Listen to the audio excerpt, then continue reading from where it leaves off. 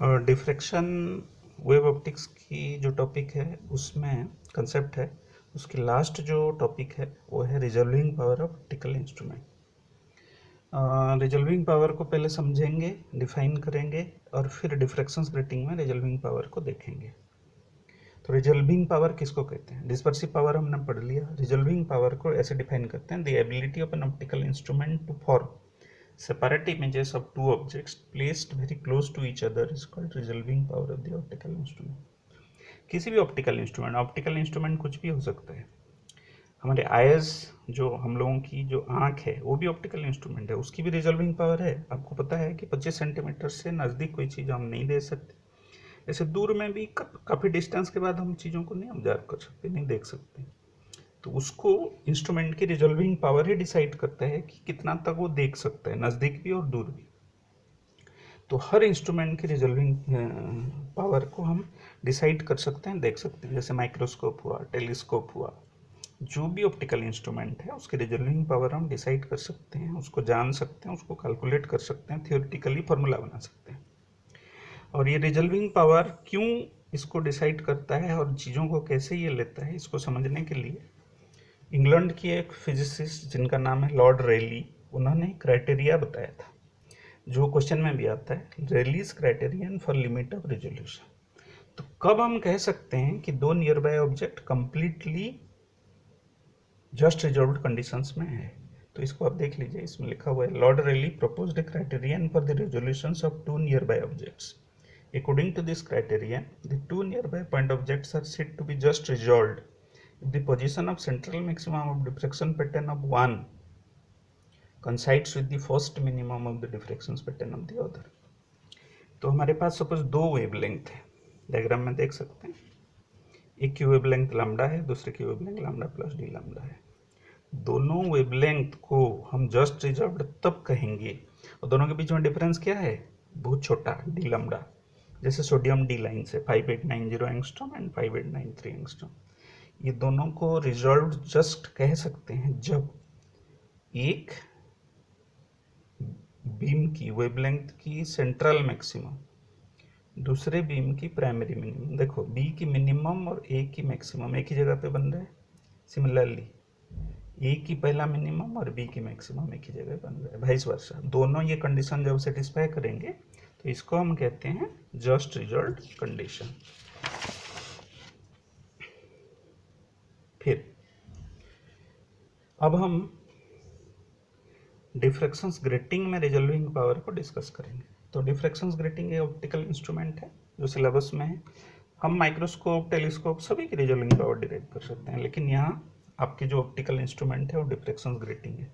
तो ग्रेटिंग में हम रिजॉल्विंग पावर डिराइव करने के लिए इसको कैसे डिराइव करेंगे? Resolving power of grating is defined as ability to form separate diffractions principal maximum of two wavelengths which are very close to each other. Diagram में देख सकते हैं, ये ग्रेटिंग है, इसकी दो वेवलेंथ पे इसकी मैक्सिमा को रिजॉल्व्ड कंडीशंस बना रहे हैं। देखो लैम्डा 1 की मैक्सिमा और लैम्डा 2 की मिनिमा, लैम्डा 1 की मिनिमा, लैम्डा 2 की मैक्सिमा कंसाइड करवाया। तो ये कंडीशन लेके हम रिजॉल्विंग पावर इसकी डिराइव करेंगे। डिराइव करने के लिए इसमें लिखा हुआ है, light characteristic two wavelengths lambda 1 lambda 2 incident normally grating element E plus D को ग्रेटिंग एलिमेंट बोलते हैं। So the spectral line corresponds to wavelength lambda 1 lambda 2 will form diffractions pattern which can be seen through the telescope। Telescope में ये diffractions pattern दिखाई देगा। अब XY is the grating surface, ये grating surface है। P1 is the nth order, Mn is the fixed view of telescope, Mn screen है जहाँ हम intensity pattern को डिस्कस कर रहे हैं। और suppose P1 is the nth order, P1 nth order maxima है लैम्डा 1 की, और P2 nth ऑर्डर मैक्सिमम है लैम्डा 2 की। दोनों डिफ्रैक्शन एंगल दोनों की क्या है? थीटा एन और theta N plus D theta. देख सकते हैं थीटा एन है डिफ्रैक्शन पैटर्न ऑफ लैम्डा 1 पहला वेवलेंथ की डिफ्रैक्शन एंगल है, और थीटा 2 है diffraction angle, theta N plus D theta N है diffraction angle of lambda 2 wavelength 2। तो दोनों प्राइमरी मैक्सिमम की जो कंडीशन से डाल दी है और हमने ये फॉर्मूला बना दिया। A plus D sine theta n equal to n lambda one, wavelength lambda one की है, और n into a plus D sine theta n equal to N n lambda one. ये क्या है? एक्चुअली हमें सपोज लैम्डा वन की next वाले minima हमें डिस्कस करना है, तो ये आ जाएगा, एन को मल्टीप्लाई कर दिया दोनों में। n is the total number of lines on the grating, so the first minimum adjacent to the principal maximum will be considered at theta n plus d theta n, which is possible only when will given by, therefore the first minima adjacent to the nth maxima in the direction possible when m is equal to nn plus 1।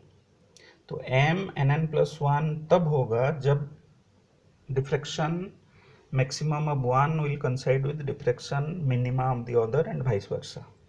तो ये conditions हमने डाल दिया और अब conditions हमने निकाल लिया, N E plus D sine theta N plus D theta N equal to N N plus one lambda one. तो एम की जगह पर एन एन प्लस वन डाल दिया।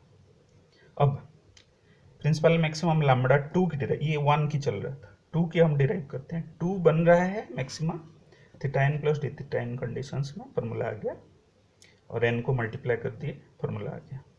तो रिलीज क्राइटेरियन क्या पुट करेंगे? रिलीज क्राइटेरियन पुट करने के बाद हमें क्या करना होगा, एक की प्रिंसिपल मैक्सिमम दूसरे के मिनिमम के साथ कंसाइड करना चाहिए, और डायग्राम में देख सकते हैं, दोबारा मैं बता रहा हूँ कि एक की प्रिंसिपल मैक्सिमम दूसरे के मिनिमम के साथ कंसाइड कर रहे हैं, ठीक है, या दूसरे में इसकी प्रिंसिपल मैक्सिमम इसके मिनिमम के साथ कंसाइड कर रहे हैं।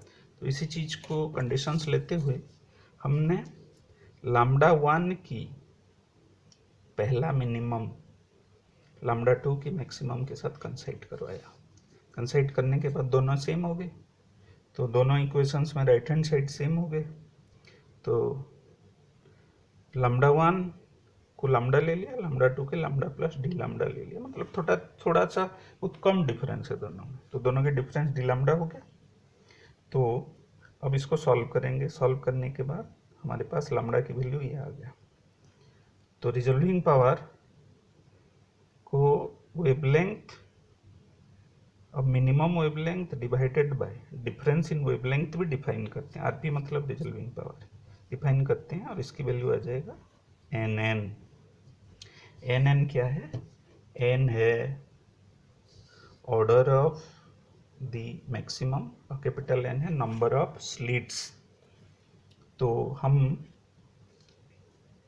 रिजॉल्विंग पावर को इस फॉर्मूला से डिराइव करते हैं। ये बहुत इंपॉर्टेंट टॉपिक है, ये क्वेश्चन हमेशा आता है, resolving power of diffraction grating. तो आपको ये फॉर्मूला तक डिराइव करना होगा। तो हमने डिफ्रैक्शन ग्रेटिंग की दो कंडीशंस पढ़ लिया, एक है रिजॉल्विंग पावर, दूसरा है डिस्पर्सिव पावर। तो आप ये तैयारी कर लीजिए, इससे न्यूमेरिकल भी आता है, हम क्लास में न्यूमेरिकल भी डिस्कस करेंगे। धन्यवाद।